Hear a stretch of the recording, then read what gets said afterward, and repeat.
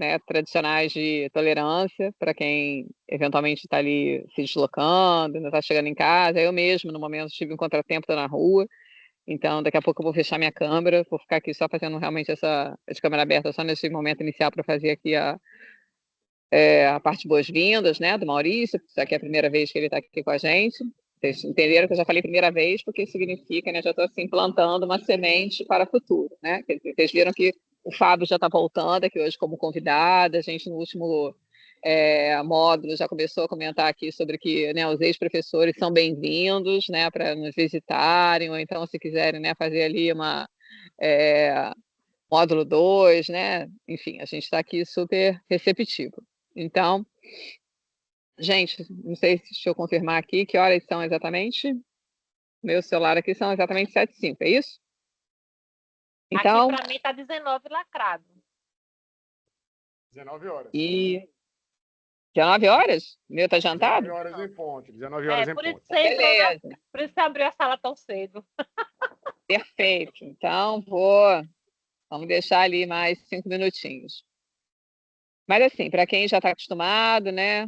Aqui é mais uma edição. Hoje a gente vai ter ali um novo representante da Cinco aqui com vocês, né? O Maurício, além de ser professor ali da Instituto Federal do Paraíba também, é um membro da Cinco, então estamos ali tendo bastante adesão por parte, né, dos nossos membros aí como voluntários aqui do comportamento e tal, ou seja, né, está sendo realmente uma atividade atrativa também para eles, né? Porque vamos combinar que tem que ser especial, né, para se dedicar aqui a 5 semanas consecutivas, né, se disponibilizar aqui todo dia à noite, né. Eu estava até conversando anteontem com a Raquel, né, que todo mundo lembra, que foi a professora do módulo 2, e comentando sobre como é que são os nossos organismos, né. Só estou aproveitando aqui esse momento inicial, né, gente.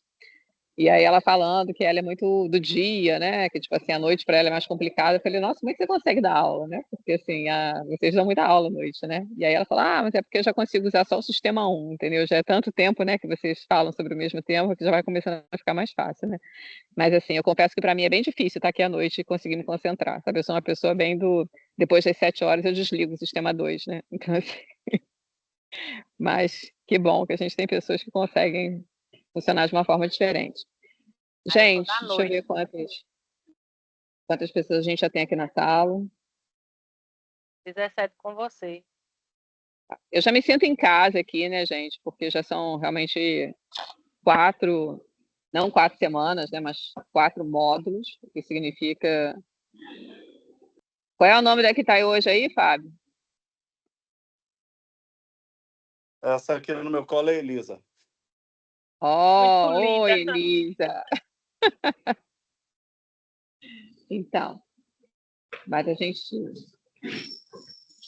Será que vai ser assim, Fábio? Igual quando o pessoal, por exemplo, eu sou da dança, né? Então, assim, eu conheço muitos filhos de dançarinos, bailarinos, que acabam, assim, parece que naturalmente adquirem ali um talento acima da média, né? Pelo fato de terem pais dançarinos. Será que filhos de pais ou mães que trabalhem com análise do comportamento vão ser mais esclarecidos com relação a isso? Eu, sem querer assustar as várias pessoas que estão aqui super interessadas ou que já são cientistas comportamentais aplicados, eu espero que minhas filhas encontrem a profissão mais fácil, viu? sem assustar. Ah, bom. Como estamos, Rose, minha ajudante aí do dia? 24 pessoas ali incluindo. Tá, não tem ninguém esperando não, né? Não. Todos adentraram.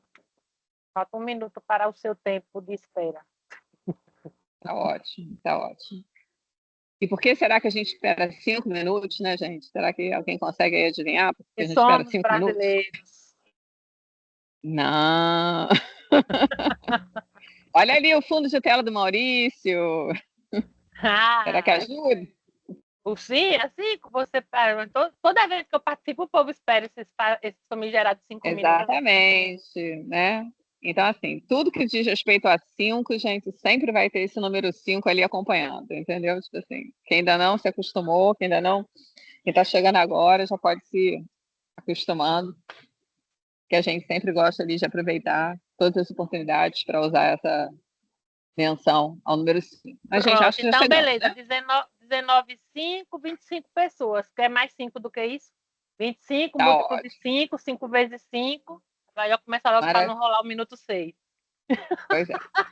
Então, gente, muitíssimo bem-vindos a mais um módulo do comportamento vital, né? Hoje a gente está aqui com a presença ilustre do fundador, né? Assim, quem deu realmente origem, quem foi o mentor dessa ideia, né? Que foi o Fábio Iglesias, que está aqui nos prestigiando hoje. Mas o fato é que realmente essa iniciativa está sendo ali muito bem sucedida. A gente tem tido ali, né? Um super interesse, não por parte apenas, né, dos participantes, mas também de pessoas voluntárias, como no caso que a gente está tendo hoje agora aqui o Maurício, né, como a sua estreia nessa atividade, mas isso também me deixa muito feliz, porque eu acho que não adianta a gente, né, ter só interessado se a gente não tivesse pessoas querendo ali, de alguma forma, compartilhar o seu conhecimento. Então, desde já, eu te agradeço muito, tá, Maurício, por você ter me procurado, né, ter ofertado esse tema, porque eu acho que também não é fácil, assim, a gente ficar pensando sozinha em temas, né, ou sozinhos em temas, então acho que essa proposta que o Maurício fez, que eu acho que vai ser algo bem diferente do que a gente, né, já tratando até aqui, foi super bem-vinda e eu acho que super casa com uma evolução, porque eu entendo que quem está realmente participando, se não de todos, mas de quase todos os módulos, está conseguindo perceber que a gente está tentando, de alguma forma, fazer um processo meio evolutivo, né? Quer dizer, então eu acho que agora a gente vai para uma vivência um pouco mais prática, né? Eu acho que a gente estava num mundo muito teórico e a gente vai começar agora a tentar realmente trazer mais vivência prática para mais aplicabilidade para essas questões todas que a gente tem visto ali, que a gente fica ali, entendeu? Muitas vezes fascinado, né? Super ali interessado em poder colocar em prática. Então, eu acho que o que o Maurício vai trazer para a gente ao longo desses 5 encontros vai ser muito relevante nesse sentido. Alguns poucos avisos bem rápidos, que a maioria que já sabe. Todos os encontros a gente tem uma lista de presença, que é importante que, né, vocês preencham, porque é com base nela que a gente vai ver quem teve pelo menos 75% de presença, e só quem teve 75% de presença no mínimo, que na prática seriam 4 encontros, vai receber o certificado no final. Se isso, então, é uma coisa muito importante para você, preste atenção no momento que a gente disponibiliza o link ali. Os nossos encontros oficialmente são de 7, né, 19 horas até 8h15, 20h15, porque a gente não quis ali fazer uma coisa realmente muito extensa, mas é como eu coloquei no e-mail que eu enviei com o convite. Dependendo ali do interesse de vocês, né, se o papo for fluindo, a gente vai continuando. Então, já teve, né, encontros que a gente encerrou, sei lá, quase 9 horas da noite. Mas ali foi uma coisa pontual, porque realmente as pessoas estavam super interessadas. Então, enquanto vocês estiverem com vontade, a gente fica aqui, né? Não sei se o Maurício pode, já estou falando, mas é meio por aí que a coisa funciona.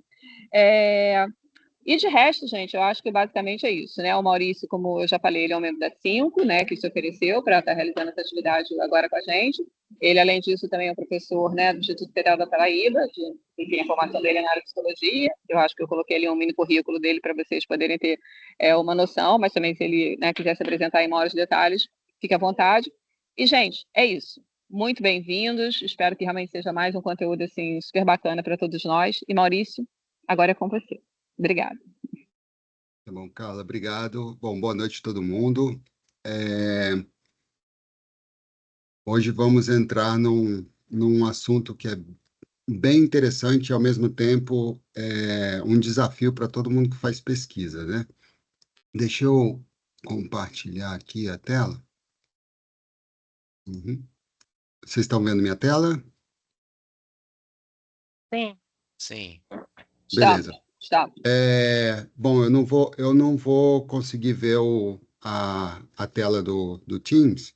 Então, se alguém Eu vou levantar te a mão, avisando, Maurício, na medida isso, do possível, se tiver pergunta. Beleza. tá. Aí Tá. você vai me avisando Tá para bom. que eu possa parar.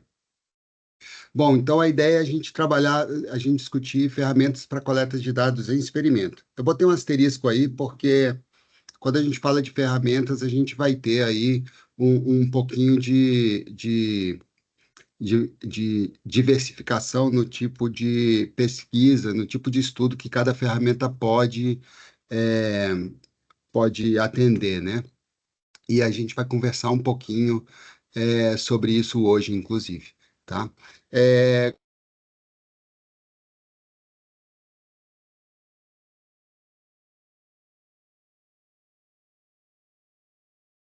Maurício, você ficou mudo. Ficou mudo? Ah, achei que era só para mim. Opa, voltei? Foi porque Voltou. fechou o Voltou. microfone.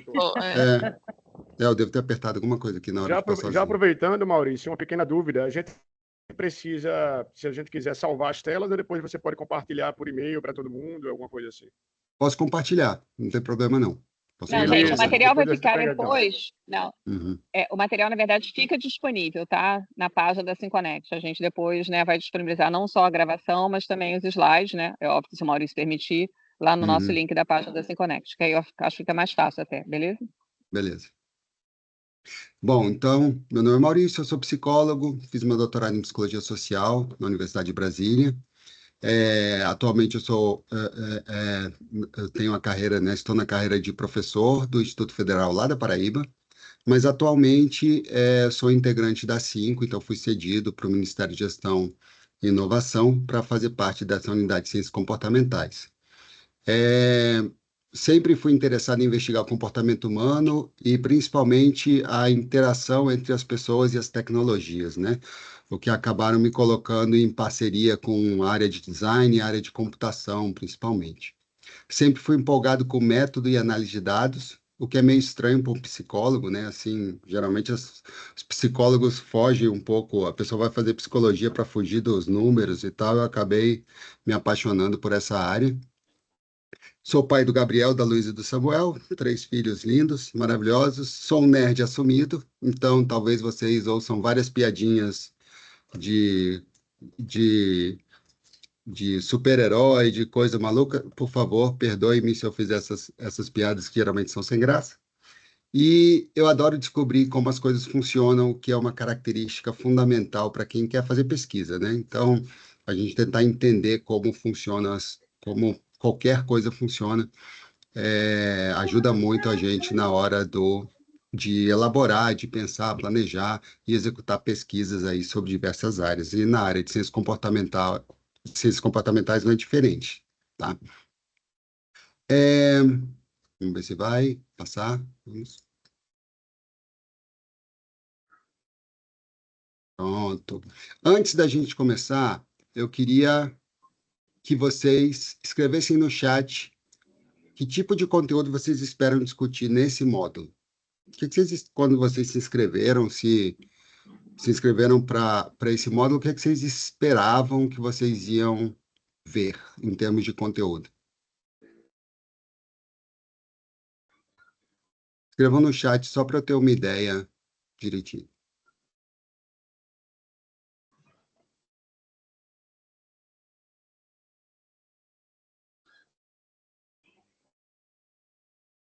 Hum,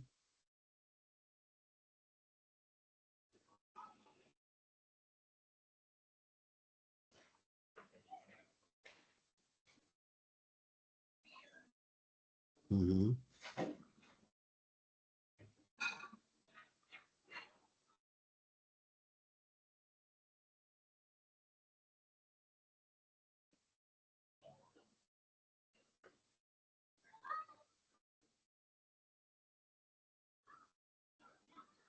ok.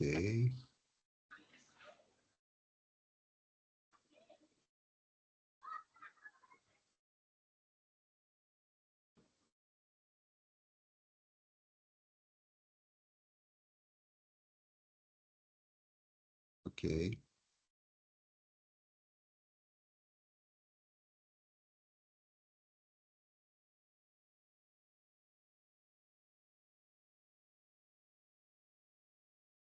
Uhum,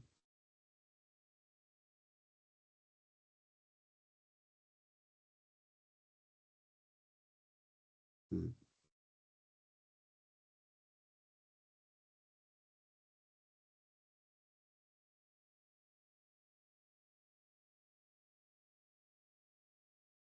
Mais 2 minutinhos para quem quiser contribuir aqui no chat.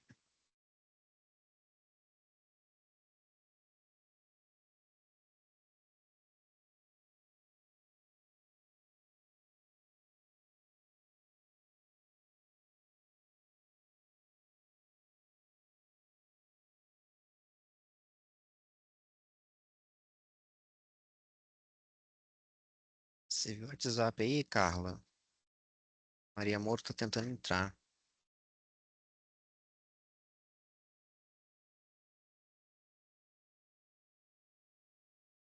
Tá aparecendo não aqui como solicitante.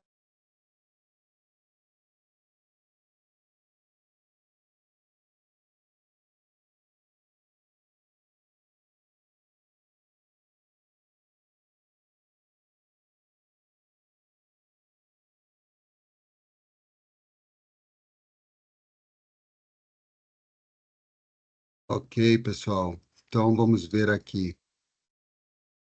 Comentários falaram de scraping na web, né? Então, como é que eu, por exemplo, uso algumas ferramentas para coletar informação da web, geralmente redes sociais, é muito comum, né?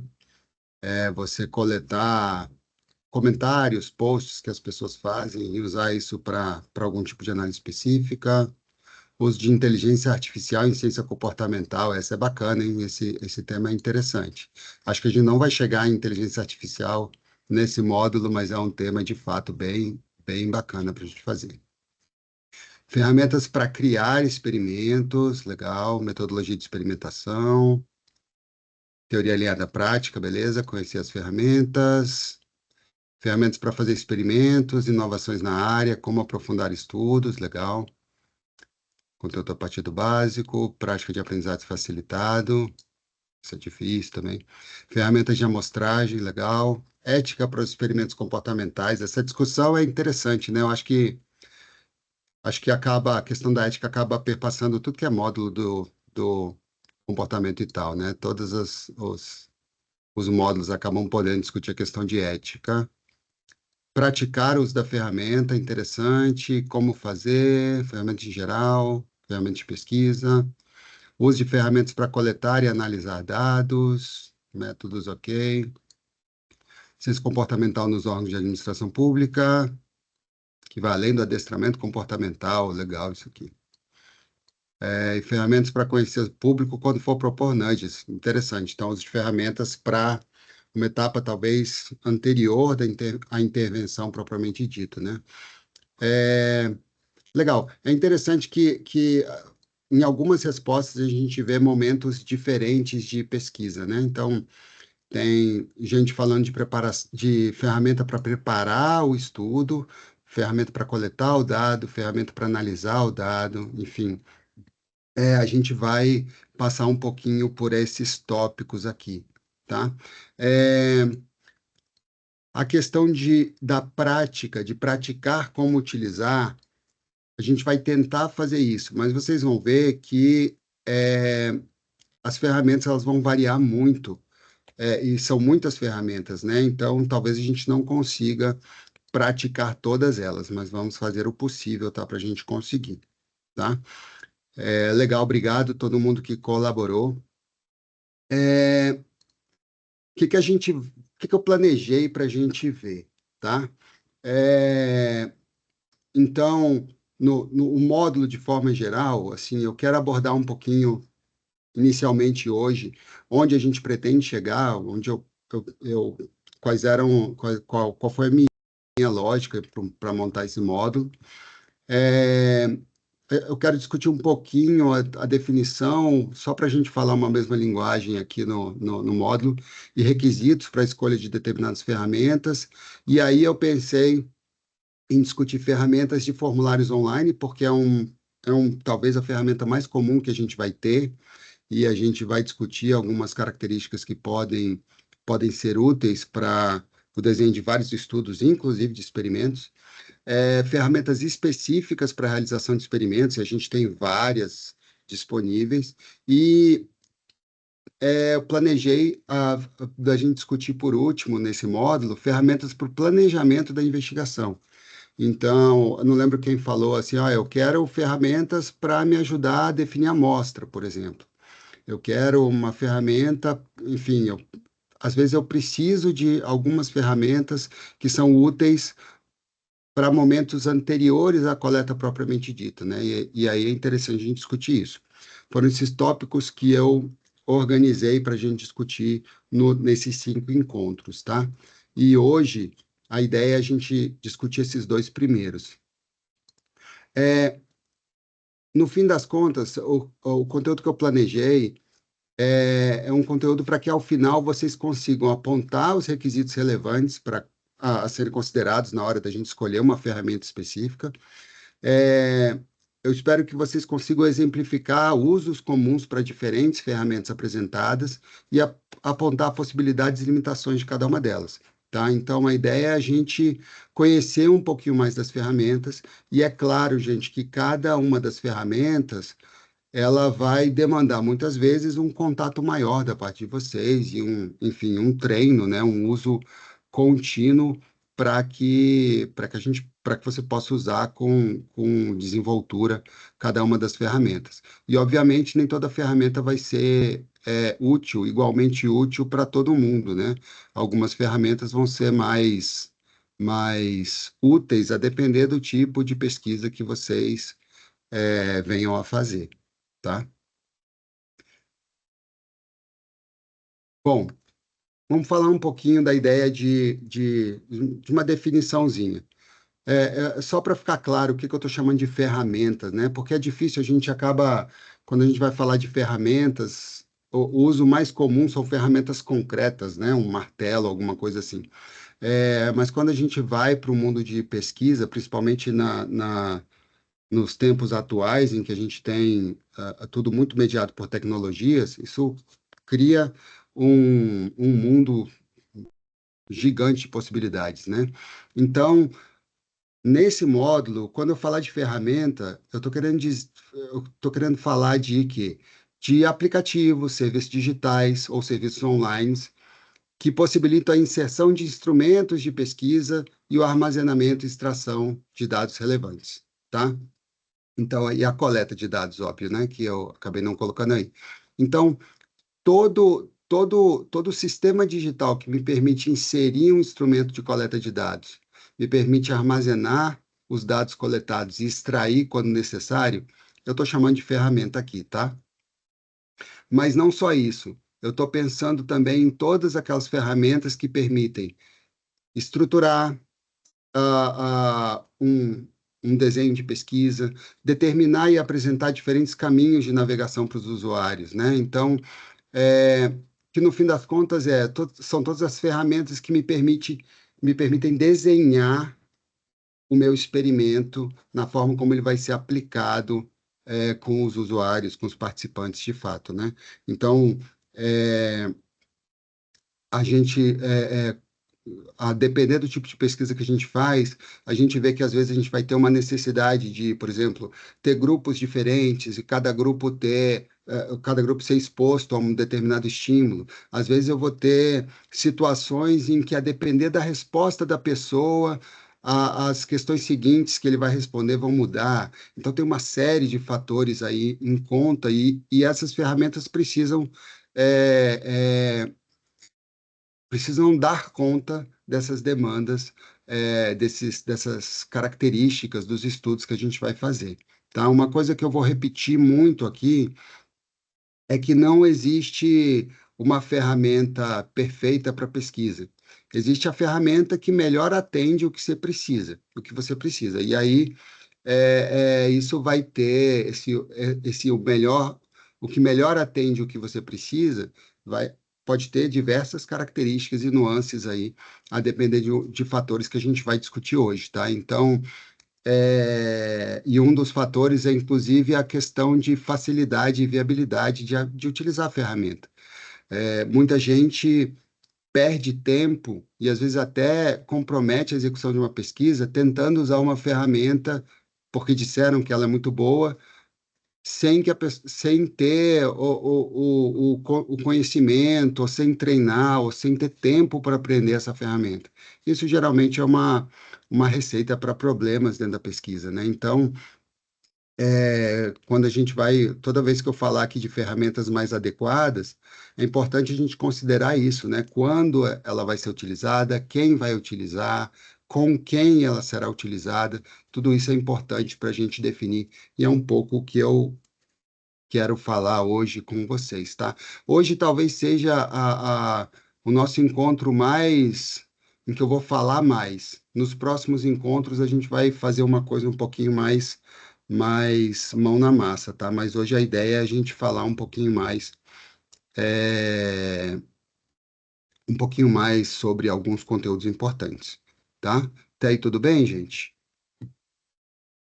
Todo mundo vivo, acordado? Beleza, então vamos lá. Show de Sim, bola. sim, sim. O problema é ligar o microfone para falar. Tá bom, beleza. Bom, então, o que eu estava falando antes, né? Assim, tem muitos aspectos, muitos elementos da investigação em si que a gente precisa levar em conta na hora de escolher uma ferramenta, né? No final das contas, como eu falei, é importante selecionar a ferramenta que de forma mais simples atenda às necessidades e requisitos da investigação, tá? É, e tentar descobrir isso, qual é a ferramenta que melhor me atende, talvez seja o grande segredo dentro de um processo de investigação, tá? Mas existem aspectos e pontos que eu acabei levantando que eu acho que, independente do tipo de pesquisa, são interessantes da gente refletir. E aí já fica um aviso, né? A gente tende a pensar nas coisas de forma muito separadas quando a gente está falando de pesquisa, né? Mas, no fim das contas, todos os elementos de uma pesquisa, eles precisam conversar, eles estão relacionados.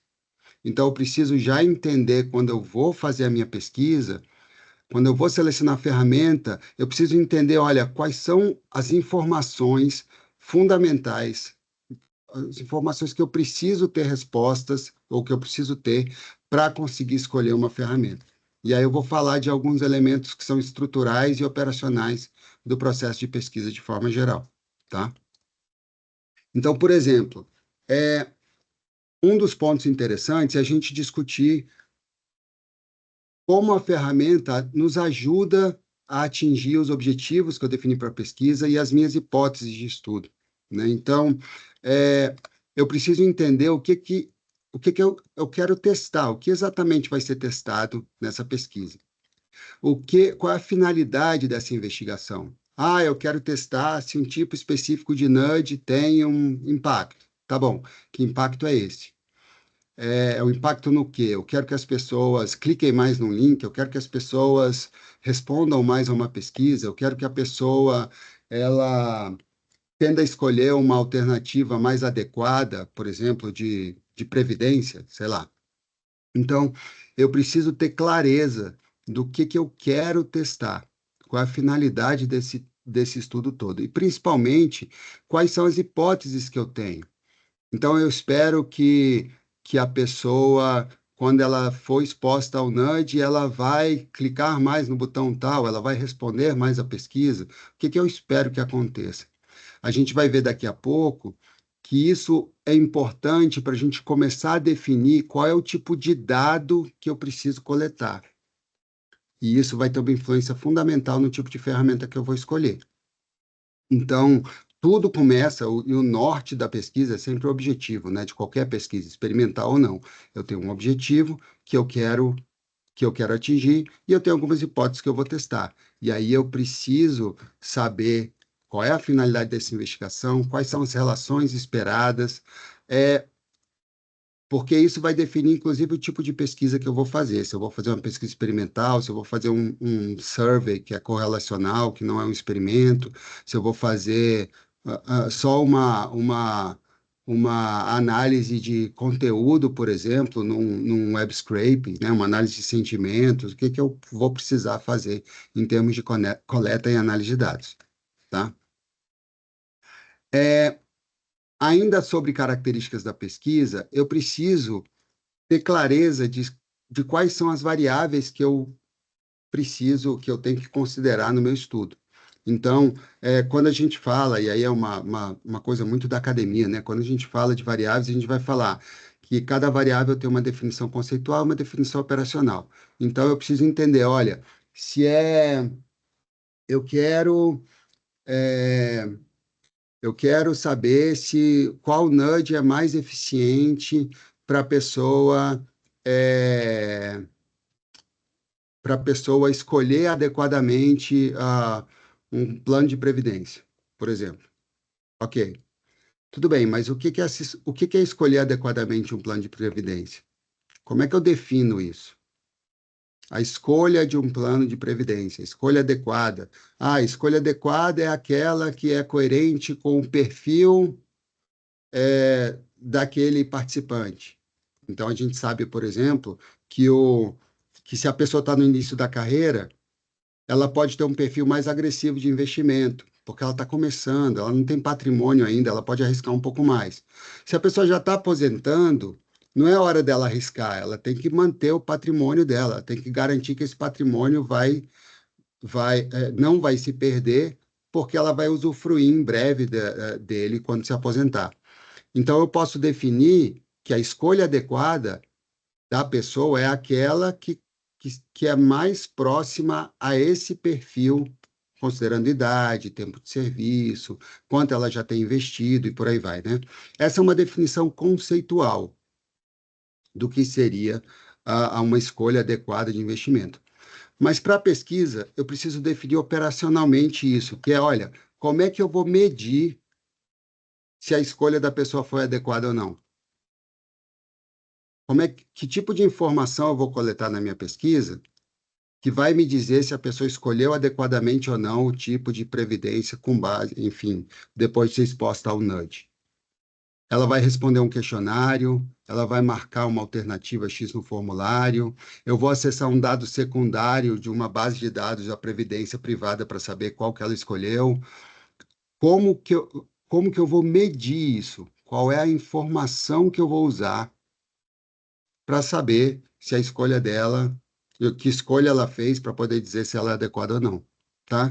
Então, por que isso é importante? E muita gente acaba esquecendo disso, né? Se eu não sei como que eu vou coletar essa informação, como é que eu vou escolher qual ferramenta eu vou usar? Como é que eu vou escolher se eu vou saber se eu preciso usar um formulário, se eu vou observar a pessoa, se eu vou registrar, fazer uma captura do movimento de tela, sei lá, né? Tem aplicativos para isso. Como é que eu vou fazer essa escolha? Eu preciso entender, olha, dentro desse estudo, quando eu falo nesse exemplo, né, de escolha adequada do participante com relação ao perfil de previdência, eu preciso preciso ter claro para mim como é que eu vou medir essa informação. Gente, eu falo pelos cotovelos. Se alguém tiver dúvida, levanta a mão, abre o microfone, senão eu continuo direto aqui, tá? Então, imagine, então, que assim, eu vou começar a planejar minha pesquisa, eu tenho meu objetivo, eu tenho minhas hipóteses, aí eu preciso pensar, tá bom, eu quero ver o impacto do NUD nisso aqui. Lá estou eu dando exemplo de NUD. Nisso aqui, beleza. Como é que eu vou medir isso aqui? Essa forma de medida geralmente vai estar relacionado, associado a um nível específico de medida. Eu não sei se nos outros módulos do comportamento e tal, vocês chegaram já a abordar essa ideia de níveis de medida diferente. Mas, que geralmente, assim, quando a gente vai coletar um dado, eu tenho níveis diferentes de medida, né? Que eu coloquei aqui, né? Que é nominal, ordinal, intervalar e de razão. Então, por exemplo, eu posso simplesmente coletar informação de qual é o perfil que a pessoa escolheu em termos de investimento. Ela escolheu um perfil arrojado, um perfil conservador ou um perfil moderado. Essa informação, ela é simplesmente uma categoria no qual a pessoa diz se encaixar, né? É só um nome que a gente coloca. Então, uma variável nominal. Geralmente, quando eu pergunto, sexo, masculino ou feminino? É uma categoria nominal.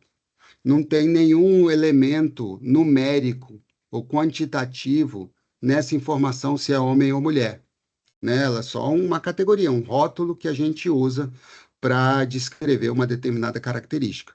Isso a gente chama de variável nominal. o nível de medida nominal. Então, assim, para muitas pesquisas, essa medida é suficiente. Às vezes eu preciso só saber em qual categoria a pessoa se encaixa. Beleza. Eu posso ter um nível ordinal. O que é o nível ordinal? É que além de dar uma categoria, essas categorias elas têm uma ordem aparente de magnitude. Por exemplo, quando eu falo de escolaridade, eu sei que o superior, por exemplo, antigamente falava primeiro grau e segundo grau, né? Hoje em dia eu já fundamental e médio, né? Então, se a pessoa tem nível médio completo, eu sei que ela tem o fundamental também, porque ela precisa ter o fundamental para chegar no médio. Se ela tem o superior, eu sei que ela tem o nível fundamental, médio e superior.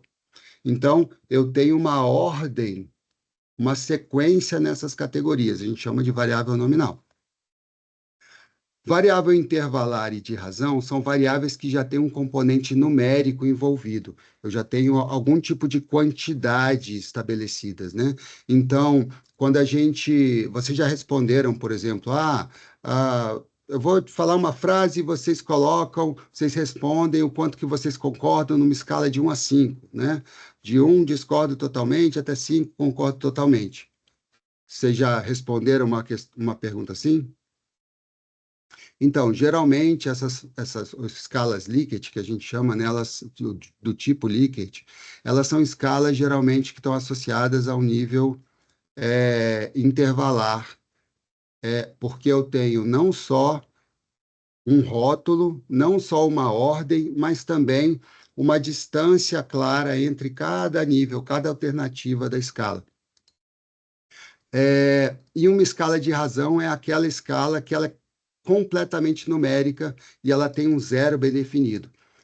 Teoricamente, é a escala em que a gente consegue criar relações de magnitude, né? Então, por exemplo, opa, legal, Romero. Obrigado, Romero. Então, eu vou falar mais rápido aqui. Então, assim, por exemplo, peso é uma variável que é uma variável de razão, porque eu tenho um peso zero e eu tenho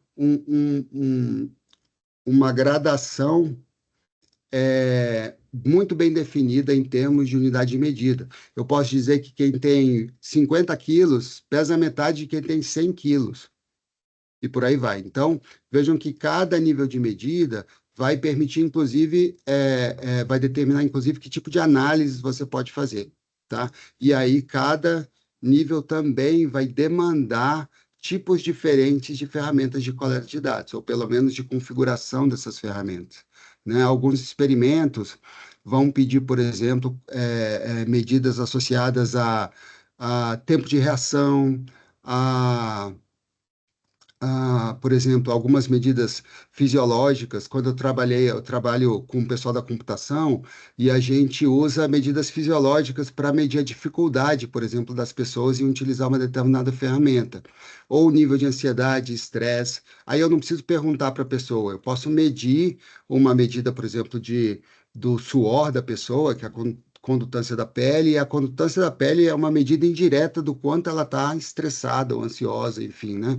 Então, essa medida vai ter vantagens e desvantagens e vai exigir ferramentas e configurações específicas. É sempre necessária essa medida? Não, vai depender do objetivo que você tem no estudo e das hipóteses que você vai testar. Mas é importante a gente pensar nesses níveis de medida, porque, principalmente, uma mesma variável pode ser medida de formas diferentes. Então, por exemplo, se eu tenho idade, eu posso medir a idade de várias formas. Eu posso, sei lá, perguntar para a pessoa, você se considera jovem ou idoso? E a pessoa marca um X, uma medida nominal. Eu posso perguntar para ela, olha, me diz numa escala, dentro desses intervalos aqui, você tem entre 20 e 29 anos, 30, 39, 40, 49, por aí vai. Essa é uma medida ordinal. Ou eu posso perguntar, quantos anos você tem em anos completos? Ou a sua data de nascimento, que é mais específico, né? Então, essas são formas diferentes de você medir entre aspas, uma mesma coisa. Claro que você tem, cada uma delas vai te dar um nível maior de precisão, mas também uma facilidade maior de você obter essa informação. Às vezes, uma pessoa não quer dizer a data de nascimento, mas ela diria o intervalo, por exemplo. Então, todos esses fatores têm que ser levados em consideração e, por incrível que pareça, isso pode afetar o tipo de ferramenta que você vai usar ou o tipo de configuração que você vai usar nessas ferramentas. Tá? Um exemplo bem interessante, que tem muito a ver com ciências comportamentais, por exemplo, é o descarte adequado do lixo. Então, imagina que eu estou fazendo uma pesquisa, eu estou fazendo uma investigação, que eu quero testar estratégias que aumentem o comportamento do descarte adequado do lixo na casa das pessoas, ok? Primeiro desafio que a gente tem é definir o que é descarte adequado do lixo. O que é descartar adequadamente o lixo? Diga aí, gente.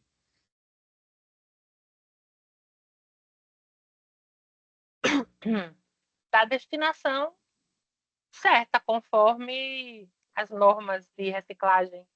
Uhum. Dá uma destinação certa, ok. O que mais? Separar o Confo- orgânico do seco e encaminhar para o lugar correto, né? Mas nem Uhum. todo mundo tem essa informação, né? Ou às vezes tem, não põe em prática. Conforme cada condomínio manda, né? O meu do Rio pede de um jeito, daqui de Brasília é de outro. Tá mudo aí, professor? Eu acho que eu aperto alguma coisa que ele fica mudo, tá doido. Mas assim, vejam que no estudo, na pesquisa que eu vou fazer, eu preciso definir o que é isso. Eu preciso definir, por exemplo, se o descarte adequado do lixo é jogar no lixo e não na rua, que também pode ser o descarte adequado, né? Então, é o pessoal jogar o lixo no lixo, né? Ou é separar adequadamente de acordo com o tipo de lixo, né? Se é plástico, se é orgânico, se é papel, por aí vai. É Eu preciso. interessante você falar isso porque, exatamente, né? Praticamente todo mundo aqui pensou no lixo doméstico, né? E você Uhum, já. Mas a pergunta pode ser exatamente isso. O que você faz com aquele papel de balinha ou um copo que você usa dentro do carro, né? uhum. Então, assim, é importante que a equipe de pesquisa tenha clareza do que é, até para ela saber como perguntar ou como medir isso junto aos participantes, né?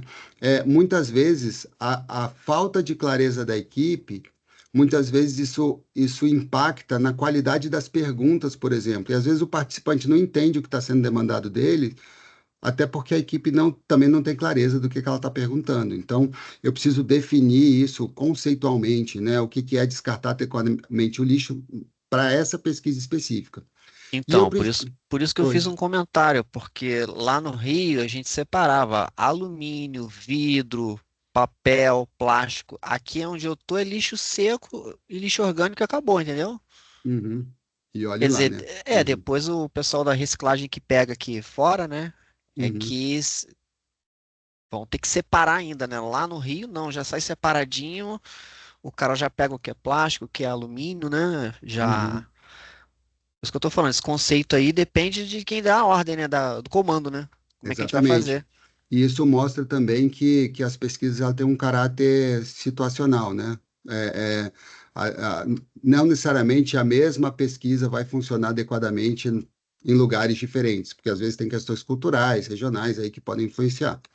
Mas pensem assim também que eu tenho formas diferentes de medir o descarte. Vamos supor que a nossa definição de descarte adequado é separar adequadamente o que é orgânico do material reciclável, ok?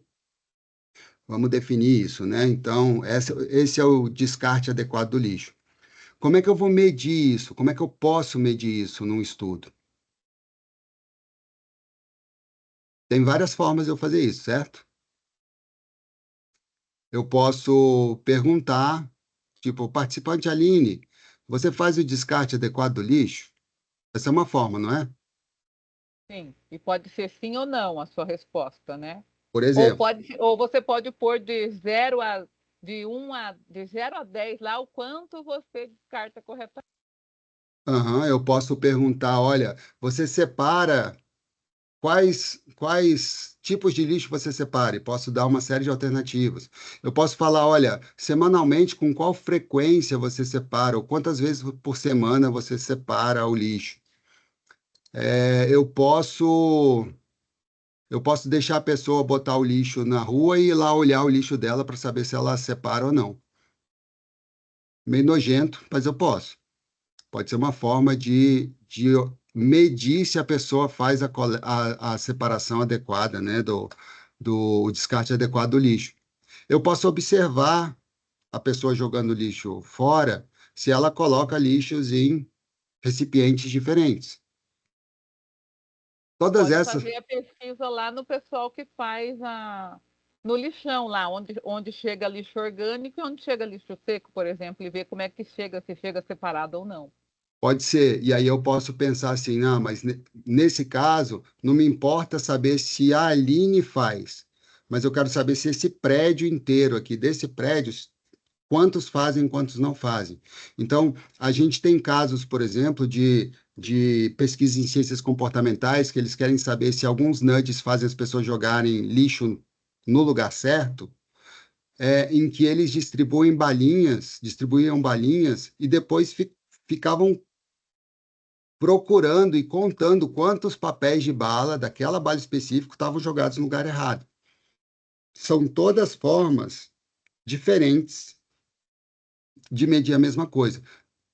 Como eu falei, algumas vão ter vantagens, aliás, todas elas vão ter vantagens e desvantagens. Se eu pergunto, poxa, Leandro, você faz o descarte adequado do lixo?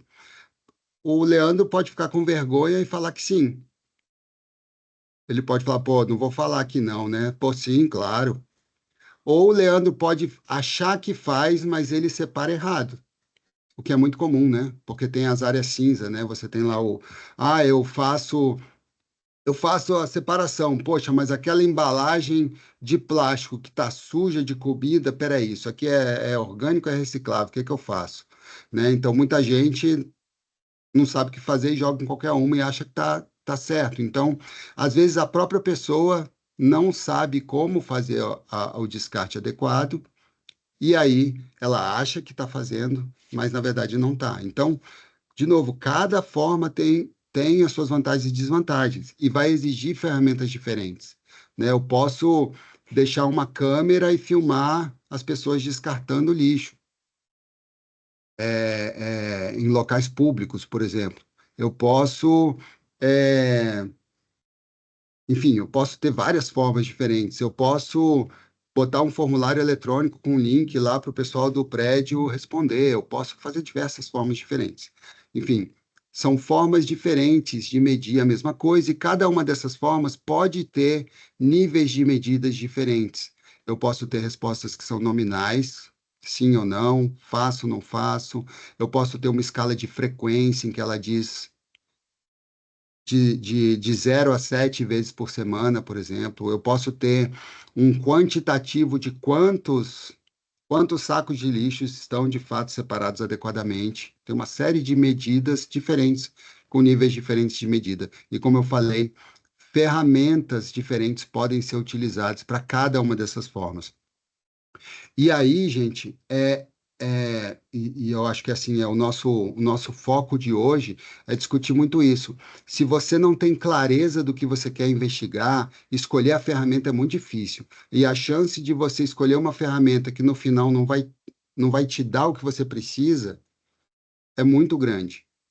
Não só a ferramenta, mas o instrumento também, né? Assim, eu já vi casos, por exemplo, eu dou esse exemplo sempre, né? De pessoas que querem saber, precisam saber a idade dos respondentes. Aí elas colocam a idade em intervalos, né? Faixas de idade. Aí depois, quando elas vão analisar o dado, elas falam assim: poxa, agora a gente precisa a média da idade dos respondentes. Você não tem como fazer. Porque para você fazer a média, você precisa do dado exato de idade de cada respondente para você somar e dividir pelo número de respondentes. Se você faz por faixa, você não consegue tirar a média de faixa, só vai ter frequências, quantos responderam, quantos por cento estão em cada faixa. Então, é muito importante ter clareza olha, qual é o objetivo da minha investigação, o que eu quero medir, exatamente como que eu pretendo medir isso, para aí poder escolher o melhor instrumento, a melhor ferramenta, o melhor meio para fazer essa coleta. Tinha um professor na UNB que lembrava muito de uma expressão que é garbage in, garbage out, né? Se você não, não faz uma coleta de qualidade, é muito difícil você ter um resultado e um produto de qualidade no final. Por isso que o planejamento é tão importante, que essa etapa antes da pesquisa ela é tão importante, para a gente poder depois ter maior garantia que o que a gente faz é algo de qualidade, tá?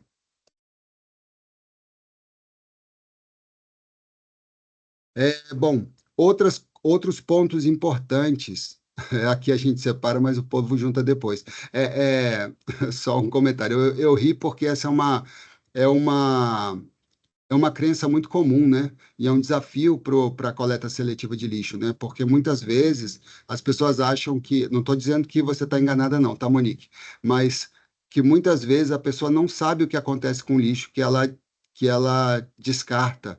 Então, muita gente acha que, eu vou fazer o descarte seletivo aqui tudo bonitinho, aí o lixeiro vai pegar, jogar tudo no mesmo caminhão e vai misturar, vai para o mesmo lixão, né? Então, às vezes a crença das pessoas pode definir muito mais o comportamento do que o simples conhecimento sobre como descartar, né? Então, é, Eu as, fiquei curiosa agora.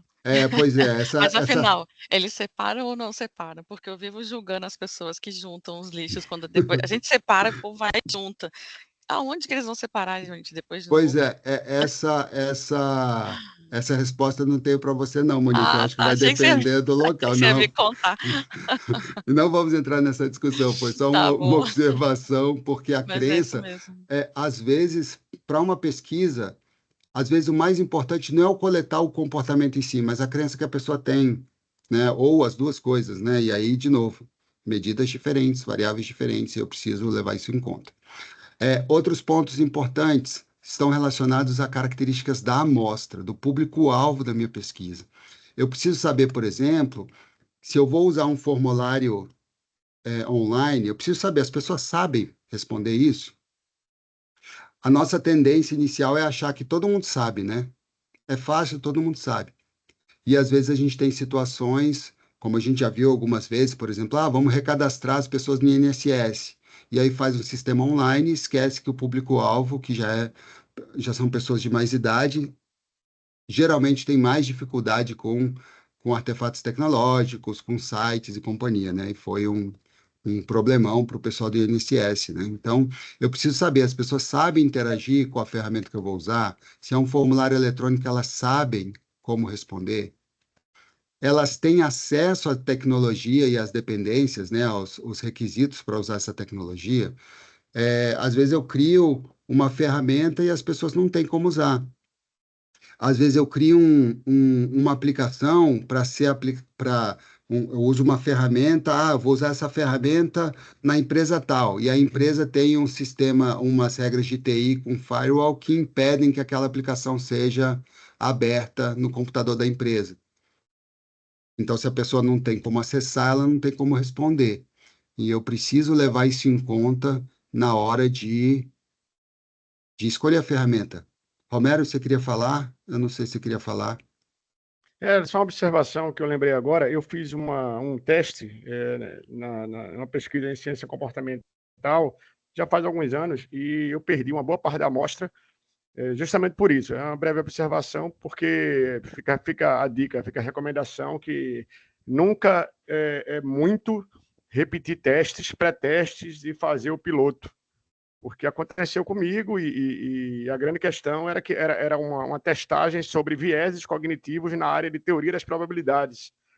Então, tinha vários níveis de obstáculos para as pessoas responderem bem, não só o sistema, como as pessoas não estavam entendendo a questão, o que estava escrito, dependendo de quem ia responder. Então, foi bem desafiador e mesmo com pré-teste, eu tô alertando todo mundo, porque eu fiz o pré-teste, eu fiz teste piloto e mesmo assim eu tive perda de amostra significativa. Isso pode de fato acontecer E aí, quando a gente está falando de ferramentas, tem isso, né? Às vezes a pessoa até entende o que está sendo solicitado dela, mas às vezes ela não sabe como responder. Às vezes, você precisa como eu falei, às vezes a ferramenta precisa ser instalada na máquina do participante e isso não é permitido. Às vezes, você vai fazer uma pesquisa em que em que faz parte do experimento você tocar um som específico, só que o participante não tem fone de ouvido lá na hora de responder, no trabalho dele não tem. Pronto, você perdeu aquela chance de coletar o dado, e mais importante que isso, às vezes você perdeu todo o tempo de preparação da ferramenta, de configuração, sabe, de implementação, e você não vai conseguir usar. Diga, Monique. É interessante porque na tese de doutorado eu queria juntar as duas coisas, que era trabalhar com design thinking e essas ferramentas outras, por isso que eu estou fazendo ciências comportamentais, com a academia, com a universidade. E aí a grande dificuldade foi que você vai encontrando vieses, e no final de uma tese de doutorado de 6 anos, eu fiquei chateadíssima, porque tem uma bolha enorme, porque foi no meio da pandemia. De quem respondeu foram as pessoas de onde, nas cidades que eu morei, enfermeiros como eu, e mesmo fazendo vários controles. Então, assim, é interessante, acho que é Romero, né, que falou, a gente fazer a crítica, mas ao mesmo tempo a academia ela não aceita a gente fazer essa crítica. Por isso também que eu tenho estudado mais ciências comportamentais, que talvez seja um lugar também que a gente consiga reconhecer o erro, mas esse erro vai te mostrar um resultado, né, de comportamento e tudo mais. Queria fazer esse depoimento só, obrigada. Sim, sim. E assim, e é interessante, é importante a gente pensar nesse processo, né? Porque todo processo de pesquisa é um investimento absurdo, né? Assim, em termos de tempo, de recursos financeiros, às vezes de capital humano mesmo, né? A depender da magnitude da pesquisa. E então a gente tem que evitar o máximo possível que a gente encontre problemas na hora de coletar, de analisar os dados, enfim, a gente tem que reduzir essa chance. E esse convite que eu estou fazendo no início desse módulo, é justamente para a gente pensar nisso. Olha, o que eu tenho que pensar antes de escolher a ferramenta para evitar esses erros, né? Que mais? Sim, controle sobre população e amostra. Seu público-alvo, você sabe quem é? Você tem acesso a ele? Você tem como retirar uma amostra desse público? Eu consigo sortear as pessoas que vão participar desse estudo? Ou eu vou fazer por conveniência? Se eu consigo sortear, a minha ferramenta faz esse sorteio? Então, por exemplo, a gente na 5, a gente estava planejando uma pesquisa em um momento e a gente queria muito usar o Forms da Microsoft, né? Que seria o questionário online da Microsoft. Que o Ministério tem o contrato da Microsoft, tem a assinatura, né? A licença, então a gente poderia usar. Legal. E a gente tinha a lista dos participantes, olha que bacana. Então eu poderia sortear quem ia para qual condição de experimento. O sonho de muitos pesquisadores. Mas o Forms não faz o sorteio. Então eu tinha que fazer isso fora do Forms. O Forms não tem a opção da pessoa clicar e ele aleatoriamente jogar ela num caminho numa página específica do questionário ou não. Então a gente ou usaria um formulário, uma ferramenta que é paga, porque existem outras ferramentas que fazem isso, ou eu tinha que dar um jeito de randomizar as pessoas fora da ferramenta. Então, vejam, a necessidade de randomizar ou não os participantes, de sortear em qual grupo experimental eles vão cair, tem impacto em qual ferramenta eu vou escolher ou em qual estratégia eu vou usar para garantir que a ferramenta que eu usei pelo menos vai é, é, que eu vou conseguir essa randomização de alguma forma, né? Então, que saída a gente encontrou? a gente conseguiu descobrir uma forma de, numa página de internet, usar um script que, quando a pessoa clica para participar, esse botão faz um sorteio de para qual formulário ela vai. E ao invés de ter um formulário só, a gente criou 6 formulários diferentes. E o botão de participar é que vai fazer a randomização. Então, a randomização não está no formulário, está na página de internet que vai ser o convite. Então, mas isso só aconteceu porque a gente pensou, olha, eu preciso sortear as pessoas. Como é que eu vou fazer? Essa ferramenta faz? A gente tem disponível uma ferramenta que faz? Não, não tem. Então, que estratégia a gente pode usar para garantir que a gente vai usar a ferramenta que a gente tem acesso agora, mas também que a gente vai garantir o sorteio, né? A designação aleatória dos participantes. Para cada pesquisa, a gente vai ter esses desafios. E a gente tem que pensar, olha, o que é essencial, o que eu preciso garantir e que estratégia vai me dar isso? Eu teria várias formas de fazer, né? Mas que alternativa vai me dar isso? A gente da área de ciências comportamentais, principalmente nesse mundo aí mediado por tecnologias, acaba dependendo muito da colaboração de pessoas que são da área de TI, de desenvolvimento de sistemas, que às vezes têm soluções mais práticas do que a gente conhece, né? Então, quanto mais competência a gente tem na equipe, mais fácil é fazer isso, né? Um ponto importante é como é que as pessoas vão ser conectadas, como é que os participantes vão ser convidados a participar da minha pesquisa. Como é que eu vou encontrar essas pessoas? Eu vou colocar nas redes sociais para a pessoa responder, eu tenho uma lista, eu vou mandar um e-mail pessoal, eu vou parar as pessoas na rua, dar um cartãozinho para ela responder. O que que eu vou fazer? Eu vou observar a pessoa num ambiente natural e eu não preciso, de fato, chegar nela e perguntar. Enfim, eu preciso saber exatamente como que eu vou acessar essas pessoas, né? E qual ferramenta mais adequada para que eu facilite esse acesso, para que eu torne mais fácil entrar em contato com a pessoa e mais fácil dela responder.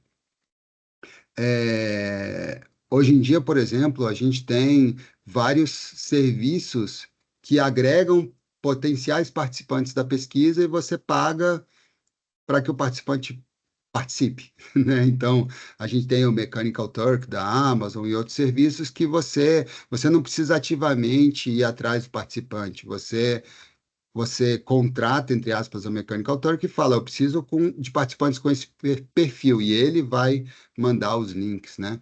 Pode ser uma forma. Serve para todos os casos? Não necessariamente.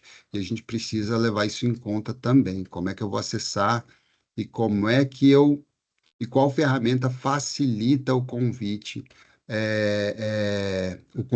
e o acesso desses participantes, tá?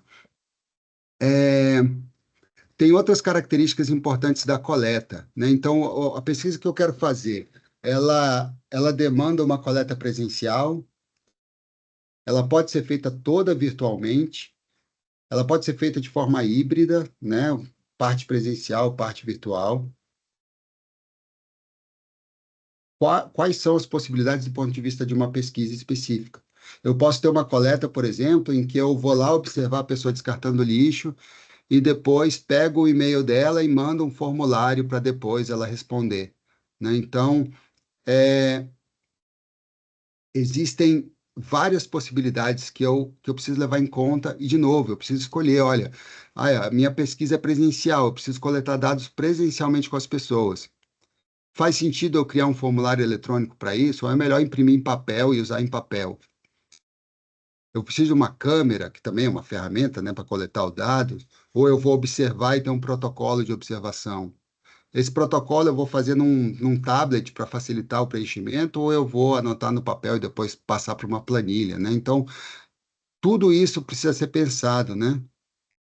Então, o Daniel está falando aqui, né, da área de finanças, né? Então, assim, o que o Daniel está falando aqui no chat é interessante porque é algo que vai além da ferramenta, né? É algo que tem relação em como você vai é, é, é, construir a instrução, daquele instrumento, daquele questionário, como é que você vai apresentar as informações, que alternativas de resposta você vai dar, de forma que as pessoas possam compreender e responder adequadamente, né? Então, isso tem a ver mais com o instrumento, com a natureza das questões, dos itens, enfim, que você vai fazer, do que necessariamente da ferramenta, né? Mas sim, Daniel, essa é uma coisa que a gente precisa pensar também, né? Como é que eu traduzo da melhor forma para que a pessoa entenda, mas que também eu tenha uma garantia de que eu estou medindo aquilo que eu acho que eu estou medindo, né? Existem estudos clássicos, por exemplo, na área de motivação, em que, por exemplo, o pessoal vai estudar, diz que vai estudar motivação e pergunta o quanto que a pessoa está feliz no trabalho. Então, peraí, você está medindo motivação ou felicidade no trabalho? O que é isso, né? Estão relacionadas?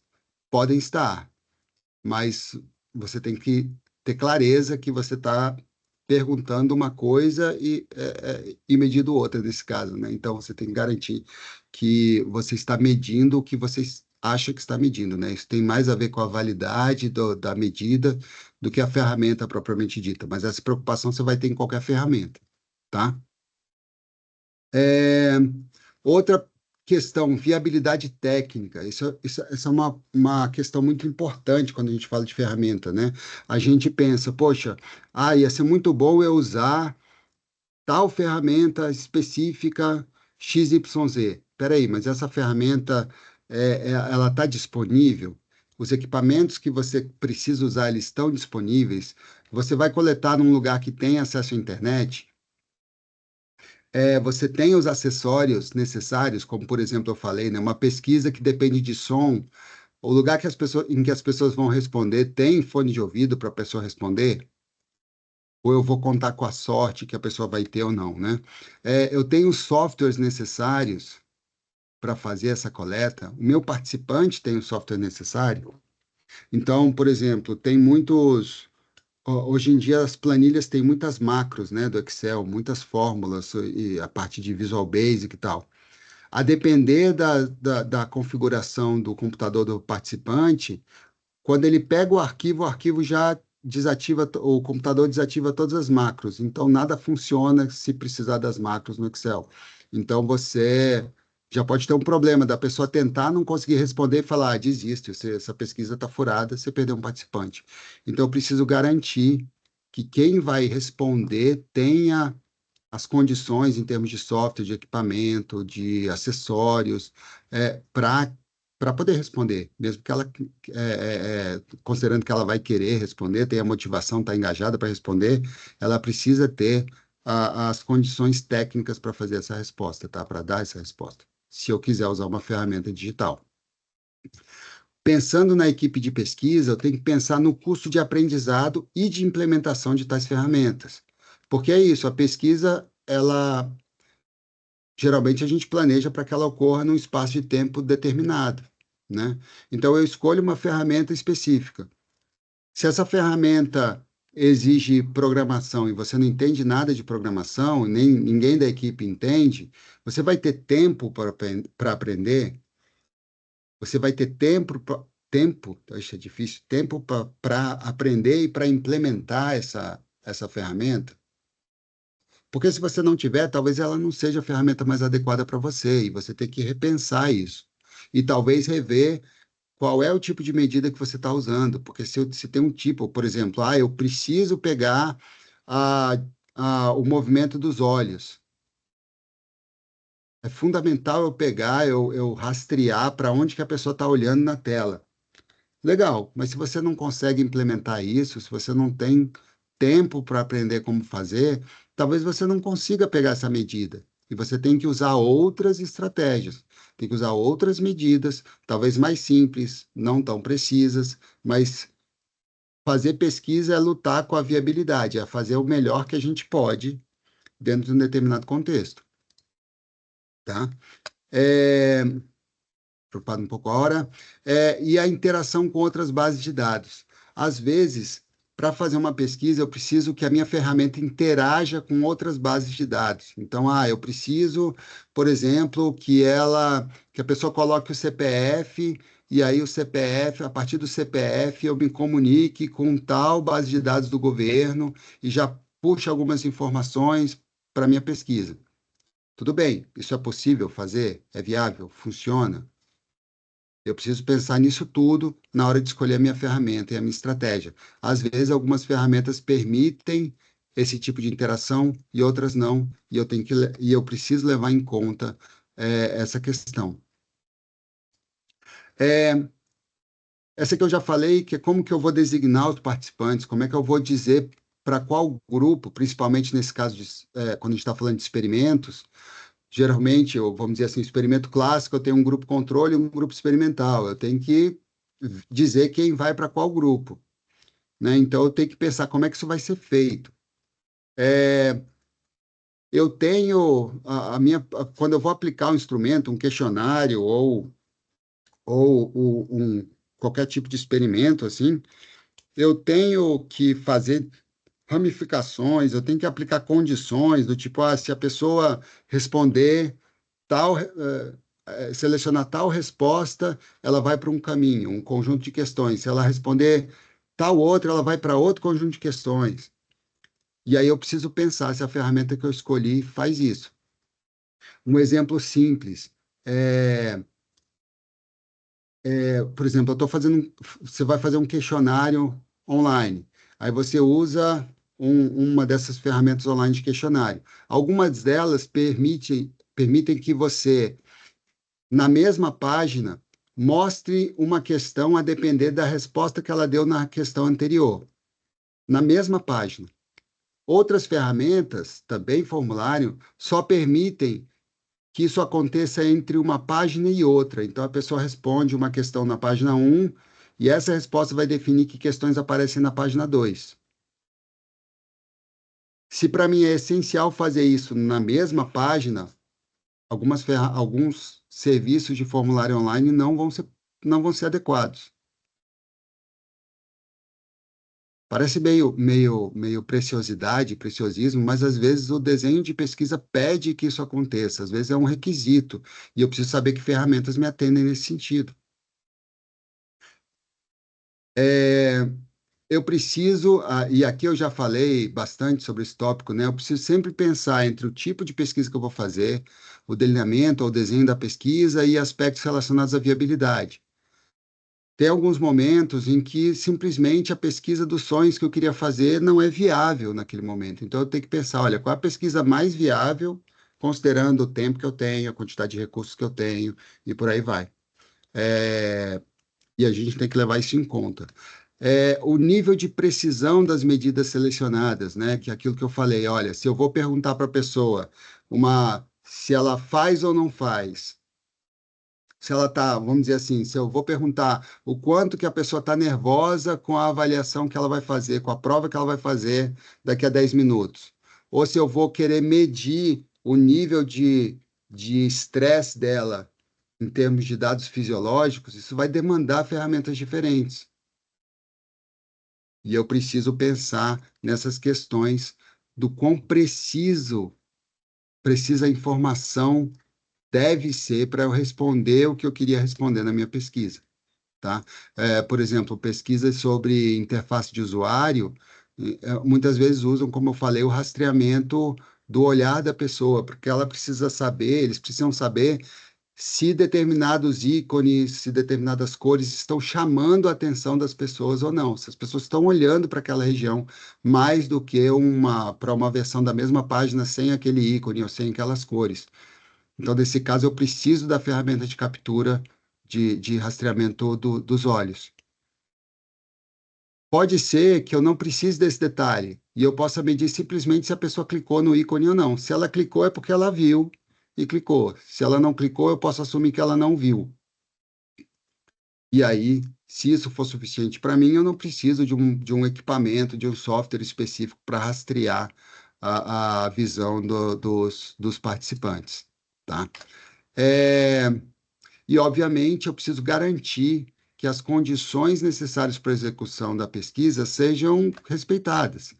Eu preciso garantir que que tudo aquilo que é necessário para que a pesquisa aconteça esteja lá naquela ferramenta.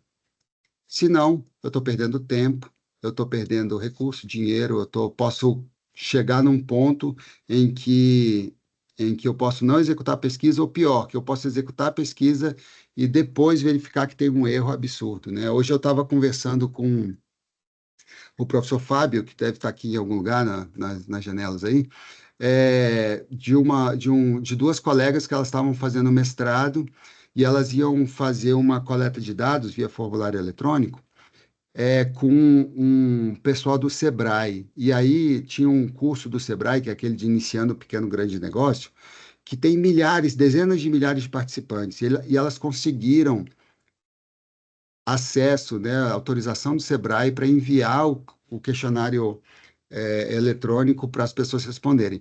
Mas foi há um tempinho atrás, ainda não tinha Google Forms, não tinha o Microsoft Forms e tal. E aí elas conseguiram uma pessoa que falou, eu sei fazer isso, eu faço uma página na internet com os itens e tal. Beleza. Elas fizeram, aplicaram em mais de 20 mil pessoas. Quando elas foram abrir o banco de dados, estava tudo zero, assim. 20 mil linhas, sei lá quantas colunas de zero. Aconteceu algum problema que o sistema que a pessoa criou registrou todas as respostas como zero. O que aconteceu? Elas perderam uma oportunidade de ouro, não tinham como recuperar a informação, as turmas acabaram, elas não tinham como coletar novamente, elas tiveram que achar um outro campo e encontraram um que tinha, sei lá, 800 pessoas e tiveram que fazer com isso. Então, quando eu levanto essas questões, inicialmente, aqui nesse primeiro encontro, é para a gente pensar nisso. Olha o tanto de coisa que a gente tem que levar em conta para escolher uma ferramenta. Não é só assim, eu vou fazer um questionário online. Beleza, então pode usar qualquer um. Depende do que você quer perguntar, de como você quer perguntar e de que recursos essa ferramenta deve ter para eu conseguir atingir os objetivos da minha pesquisa, tá? A partir do próximo encontro, a gente vai começar a falar um pouco dessas ferramentas e falar justamente disso. Olha, uma ferramenta de formulário eletrônico, como que eu posso usar em pesquisa? Como é que eu posso usar? Que atributos elas têm que podem me facilitar a vida? Que atributos ela não tem? Então, a gente vai começar a falar disso, começando pelo mais comumente utilizado, que são os formulários eletrônicos, depois a gente vai para aplicativos um pouquinho mais refinados para execução de experimentos mesmo, e, por fim, a gente vai falar de algumas ferramentas para planejamento, né? E a gente pode falar de ferramentas para cálculo de tamanho da amostra e outras coisinhas mais.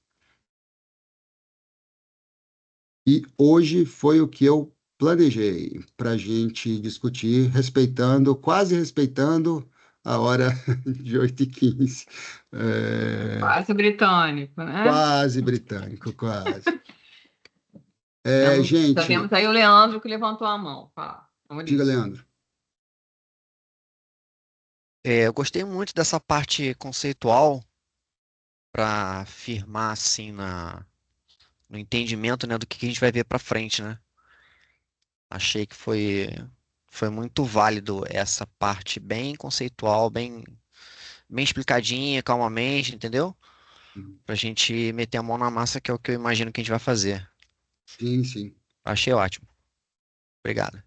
Legal, obrigado, Leandro. E aí, assim, fica um pedido, assim, aqueles de vocês que estiverem já por exemplo, pesquisas que estão sendo executadas, estão sendo planejadas, ou que vocês têm interesse em fazer, é legal a gente ter isso na cabeça, porque nas aulas que vêm, nos encontros que vêm, eu vou começar a perguntar para vocês, né, para a gente, olha, esse questionário aqui, vocês têm exemplos para às vezes a gente discutir questões mais próximas da prática de vocês, né? Até dúvidas mais aplicadas. Diga, Aline. Na verdade, eu quero deixar uma pergunta para vocês das 5, que pode ser respondida numa outra aula, mas aproveitando que tem o professor Fábio, você, Maurício, aqui, a Carla. pensando em situações práticas do governo, quando a 5 é acionada para agir. Vamos pensar dessa semana, né, das pessoas que recebem Bolsa Família e estão investindo, por exemplo, 20% do valor recebido em agosto foi para apostas via Pix. É um dado que o Banco Central tem, né, hoje consegue rastrear, ele já tinha alertado há alguns meses sobre, né, essa questão de apostas que estavam crescendo, que o brasileiro estava investindo muito dinheiro, gastando, né, não é investimento, com esse tipo de coisa. Em alguns lugares tinha até propaganda que estava falando em investimento, né? Então tem vários bancos mostrando que, fazendo propaganda que isso não é investimento.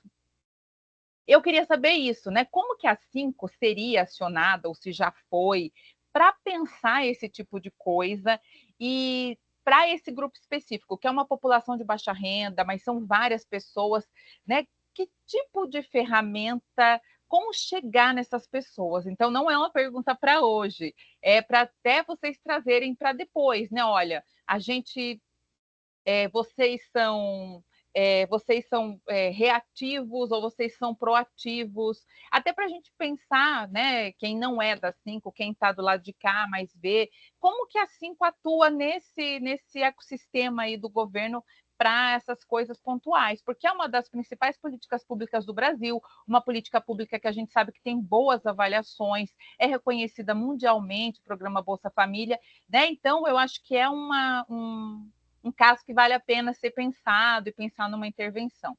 Obrigada. Obrigado, Aline. Eu acho que a sua pergunta tem duas ramificações, assim, né? Uma questão mais processual, do tipo, olha, como é que chega uma demanda para 5 e como é que a gente, como você falou, né? A gente só recebe ou a gente corre atrás de demandas que são relevantes, né? E tem uma outra questão que é, olha, como é que eu, de fato, crio intervenções que tentem atacar esse problema, né? É, eu vou me ater a essa segunda parte, que eu acho mais relevante para a gente aqui. E aí é interessante porque, assim, a primeira pergunta que eu faria era, beleza, qual é o comportamento que se quer resolver? Qual o comportamento que se quer no qual se quer intervir? É o que? A gente quer que as pessoas deixem de apostar, que elas apostem menos, a gente quer que as pessoas é, busquem, de fato, investimentos, passem a investir em investimentos de fato, né? Passem a alocar seus recursos em investimentos de fato. O que a gente espera que ela faça? Até porque ela já joga no bicho, já joga na Loteria Federal, né? Tem Sim, outras sim, formas de sim. fazer aposta que a gente sabe que são conhecidas. Exatamente. E aí a questão é, olha, bom, a partir desse comportamento em que se quer intervir, aí sim se pensa no como e se pensa nas ferramentas. Talvez cada comportamento desse exija uma estratégia diferente de intervenção e uma forma diferente de se verificar se qual seria a intervenção mais eficaz, né? É, então, é, vocês vão ouvir muito isso, né? Quem trabalha com pesquisa sempre tem um grande depende como resposta, né? Então, como que eu vou investigar? Como é que eu vou testar? Depende do quê, depende em qual circunstância. Mas, por exemplo, você já falou assim: olha, se eu estou pensando no pessoal de mais baixa renda, qual a ferramenta que mais facilmente me permitiria acessar essas pessoas? Às vezes, ao invés de eu pensar num formulário eletrônico, não sei, talvez algo no WhatsApp, por exemplo, que as pessoas têm mais uso, né? As pessoas às vezes não têm computador, mas têm celular. Eu consigo fazer um conjunto de perguntas pequenas via WhatsApp, eu consigo mandar um conjunto de mensagens e depois perguntar para a pessoa, né? Então, a gente sempre tem que pensar na ferramenta mais adequada, não só para o tipo de informação que a gente precisa coletar, mas também a informação mais adequada para acessar o público-alvo com quem a gente vai fazer a intervenção e a testagem, tá? Agora eu acho que é o Romero, né?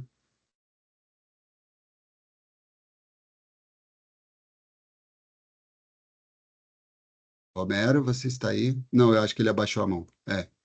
Não, eu estava falando com o microfone mudo. Ah, para tá. variar. Parabéns aqui para a pergunta da Aline, eu gostei muito da pergunta, é atual e trouxe um senso prático, assim, diretamente com o que a gente está debatendo no curso. E, sendo muito breve, eu sei que ela disse que é uma pergunta para o futuro, mas aí eu já problematizaria o que a gente está trabalhando aqui entre nudge, que é algo mais sutil e uma espécie de incentivo, eu diria até, não necessariamente formalizado, como. Porque se a gente pensar, uma lei também é um baita incentivo para você fazer ou não fazer uma coisa, mas o nome não é nudge, é lei, né? Então, é uma coisa mais formal. Porém, algo que hoje em dia já equivale a um problema de saúde pública, como questão de bets, essas coisas todas. Se a gente fizer uma analogia com o cigarro, por exemplo, que também foi algo muito incentivado, só houve um decrescimento de práticas, vou chamar de práticas, né? Que você ir lá e comprar um cigarro, digamos assim, né? Investir, entre aspas, dinheiro em cigarro. Quando houve uma regulação, e a regulação passou por coisas legais, decretos, leis, e a publicidade no Brasil ela é autorregulada, tem uma coisa chamada CONAR no Brasil, né? Então, ou seja, não é regulada, né? Uma coisa que é autorregulada por um setor privado que fez com que as pessoas soubessem o que é bet, e inclusive a propaganda, a publicidade, ela coloca as bets como sendo uma fonte de renda complementar. E você não vai perder seu dinheiro, é uma fonte de renda complementar. Na verdade, isso é mentira, porque quem ganha é a banca, né? Então, é uma mentira. Então, mesma coisa do cowboy da Marlboro, né? Você que inclusive morreu de câncer, o próprio ator lá que fazia o cowboy da Marlboro. Então, você vende uma mentira, você tem uma indústria que está mentindo para as pessoas, e as pessoas, obviamente, vão fazer, porque elas acreditam na informação e vão lá e fazem. Então, combater uma indústria de publicidade, uma máquina bilionária com nudge, eu acho que é uma guerra, uma quebra de braço aí, que aí eu acho que a gente tem que debater, e aí eu trago para o debate também aqui, já que a gente vai passar talvez muitos anos, e não só nesse módulo conversando, é questão de regulação, tem que debater isso, sem achar que está falando de censura, sem achar que está falando, não, não está falando de censura, regulação democrática mesmo, né? Mas era isso, só esse insight, porque eu gostei muito dessa, ela trouxe para a prática, né, um debate prático do cotidiano muito importante e que tem tudo a ver com o curso. Vamos dizer que quando a gente fala de políticas públicas, a gente acaba tendo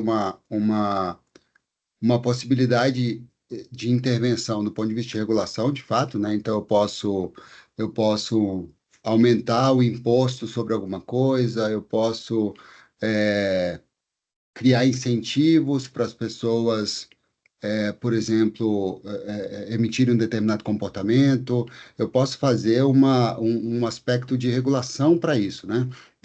Aqui em Brasília, não sei se tem em outros estados, né? A gente teve o chamado nota legal. Eu acho que é só aqui em Brasília, né? Então, ou é nacional? Em Mato Grosso tem também. Isso. Então, Talvez em Cuiabá a gente Sergipe teve também. que é uma forma excelente de fazer com que o cidadão exija a nota fiscal dos estabelecimentos que ele frequenta.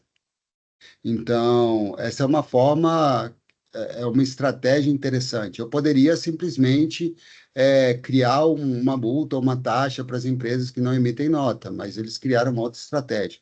Assim, da mesma forma, para esse problema que é super delicado, a gente pode pensar, olha, eu posso atuar do ponto de vista de regulação, atuando nas propagandas, por exemplo, e tal, ou eu posso tentar atuar no comportamento das pessoas, ou no nível de conhecimento que elas têm para fazer o que eles chamam de boosting, né? Assim, para potencializar a capacidade das pessoas de decidir, de tomar uma decisão adequada, ou de se comportar adequadamente.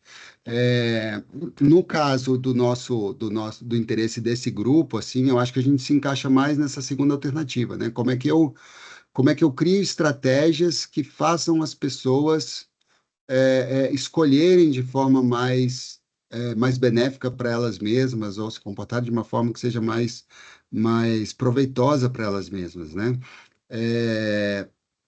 É um grande desafio, porque é como o Romero falou, muitas vezes o trabalho com nudges e com a área de ciência comportamental, com ciências comportamentais, ela traz desafios muito grandes do ponto de vista até do próprio impacto da área para a mudança de comportamento, né? Então,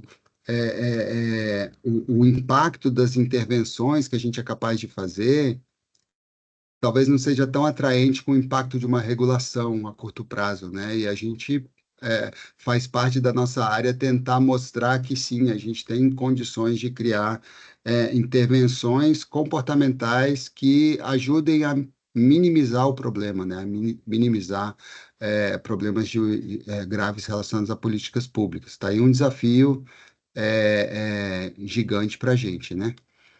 Fábio. Eu ia comentar a questão aí da linha, e aí o Romero tocou nesse ponto também. As ciências comportamentais têm esse chamariz, assim, esse grande trunfo, eu diria, pelo menos na maneira como ela é propagada, de ser algo que pode funcionar com menor custo, menor tempo, etc., ainda que de maneira limitada, frente a intervenções que demandariam muito, né? Do tipo mudar a lei. Poxa, mudar a lei não é uma coisa trivial. Ou investir mais, né? Muito mais dinheiro, muito mais recurso, muito mais construção, etc. Só que não faz milagre, né? E aí isso ajuda a explicar por que que tanta gente tenta usar um pouquinho e fala, esse negócio não funciona não, mas você não vai resolver o mundo, né? Assim, tem que levar em consideração que esse problema das apostas que a Aline apontou, poxa, são um problema muito complexo, né? Que envolve assim, uma miríade de fatores, a gente não pode achar que simplesmente joga um nudge ali que agora o problema está resolvido, né? Muito longe disso. Agora, a boa notícia é que as ferramentas de pesquisa que são utilizadas nas ciências comportamentais são muito orgânicas, né? E essa que é a riqueza aqui do que o Maurício está mostrando para a gente, porque não se trata mais assim de um método ou outro que a gente fala assim, esse negócio não serve aqui para o Brasil, não. Ou, como a Lilian apontou, não serve para a população de baixa renda, para analfabeto, porque o negócio só funciona lá para o cara que está lá no norte da Europa. Não, esse cenário já mudou há muito tempo, né? Então, hoje a gente tem esforços enormes entre culturas, entre países, né?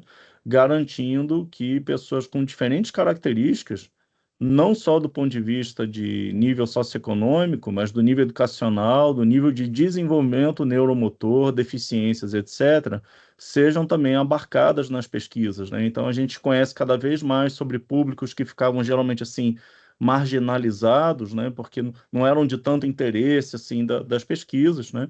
E, portanto, a gente consegue alcançar, sob forma de intervenções nas ciências comportamentais, né? Esses grupos de uma maneira aí muito mais eficiente, né? E é isso, o Maurício está trazendo aqui para a gente várias formas de garantir isso, né?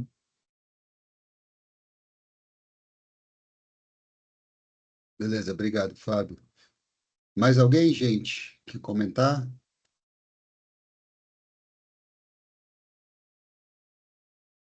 Então, se não temos mais comentários, então a ideia é que no próximo encontro a gente comece a falar das ferramentas. E aí vocês vão ver, como eu disse antes, que sempre que eu trouxer uma ferramenta, e eu vou tentar trazer por categorias, né? A ideia é que a gente pense sempre, olha, essa ferramenta, que tipo de medida eu posso colocar aqui dentro?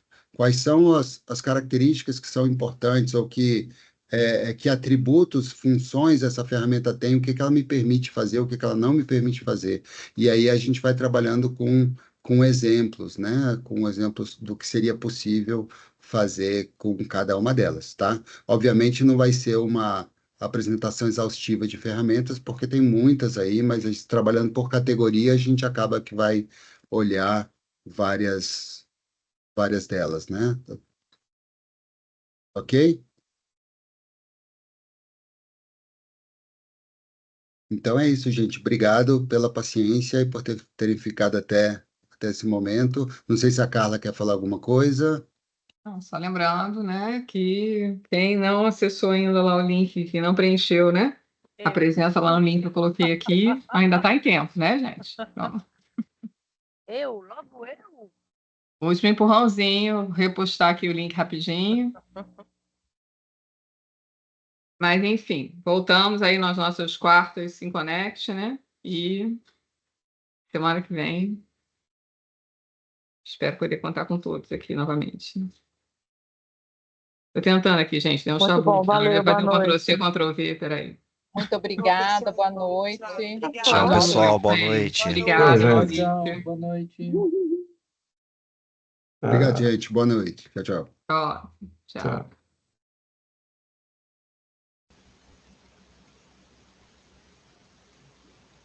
Tchau, gente. Obrigado, boa noite.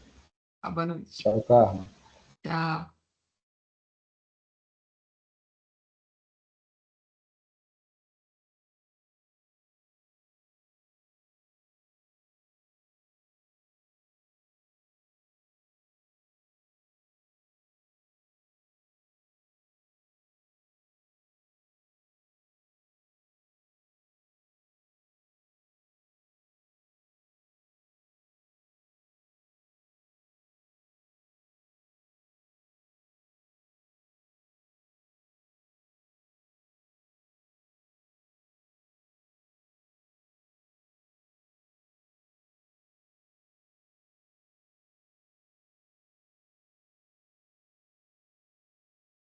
Chamou?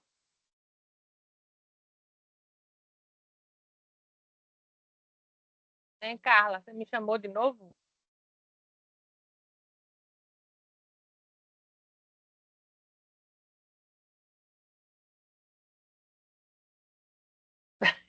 Clicou Ai, errado. chamei sem querer, desculpa. Acho. Acho que você chamou todo mundo, viu? Daqui a pouco entra todo mundo de novo. Você tá mudo pra mim. Tô falando, eu acho que você chamou todo mundo, não foi não? Peraí, que eu não tô escutando. Peraí, que aqui eu tô sem. Peraí.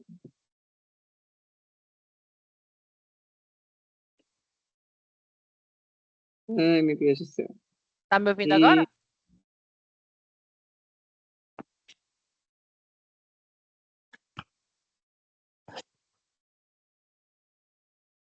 Fala. Só foi eu que você Agora- chamou? Não, eu chamei sem querer, porque eu estava removendo algumas pessoas na reunião, porque tem umas pessoas que entram com aquelas ferramentas, né, de inteligência artificial e ficam na reunião. E aí, enquanto você não tira todo mundo, enquanto a reunião não fica vazia, o sistema não grava, né? Então, eu fico às vezes lá mas esperando. Aí, sem querer, eu Mas você cliquei no pode seu para chamar encerrar de a novo. reunião. Não, mas mesmo que você encerre, se não ficar, as pessoas não podem ficar na sala. Entendeu? Né? Pelo menos. Não, no meu perfil ele aparece duas opções: sair e encerrar a reunião, quando eu sou organizadora. Aí, se eu Vou tentar clicar a próxima em vez, entendi. encerrar, ele acaba para todo mundo. Agora, se eu sair, fica aí até o outro dia, se deixar. Agora que eu vi que tem encerrado a reunião para todos, é verdade. É. Tá bom, então eu vou experimentar isso. Perfeito, boa ideia. Boa dica, não conhecia. Mas enfim, estou encerrando aqui. Mas obrigada. Beijo. Tchau.